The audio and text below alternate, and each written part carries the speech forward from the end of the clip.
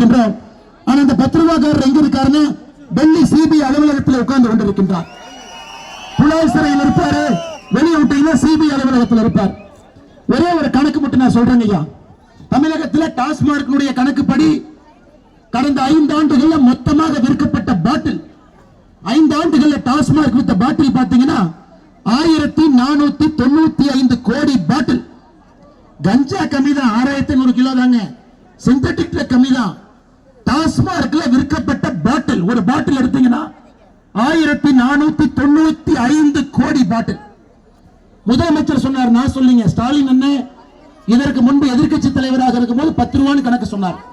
அப்ப 1495 கோடி பாட்டிலுக்கு 10 ரூபாய் போட்டா இந்த சாராய அமைச்சர் சம்பாதிப்பது மட்டுமே 14,950 கோடி ரூபாய். பாட்டிலுக்கு 10 ரூபாய் நீங்க கணக்கு போட்டீங்கன்னா 14,950 கோடி ரூபாய். நம்முடைய பாரத பிரதமர் நரேந்திர மோடி சொன்னது போல முதல் குடும்பத்திலிருந்து கடைசி வரைக்கும் அந்த பணம் ஆறு போல் பாய்ந்து கொண்டிருக்கிறது. 14,950 கோடி எல்லாருடைய கையில் இருக்கு. அதே கையில பெண்களுடைய ரத்தமும் இருக்கு. அதே கையில சின்ன குழந்தைகளுடைய அழுகுரலும் இருக்கு. அதனால் எவ்வளவு பணத்தை வாரி இறைத்தாலும், ஜனநாயகத்தை விலை பேசினாலும், இந்த கூட்டத்தில் அண்ணன் எஸ்பி வேலுமணி அவர்கள் சொன்னது போல நாம் தெளிவாக இருக்க வேண்டும். இந்த முறை நாம் வாக்கு செலுத்துவது மட்டுமல்ல, அண்ணன் 10 சொன்னாங்க, 10 பேருக்கு நீங்க பேசி அவங்க 10 பேர், அவங்க 10 பேர். அடுத்த 40 நாட்கள்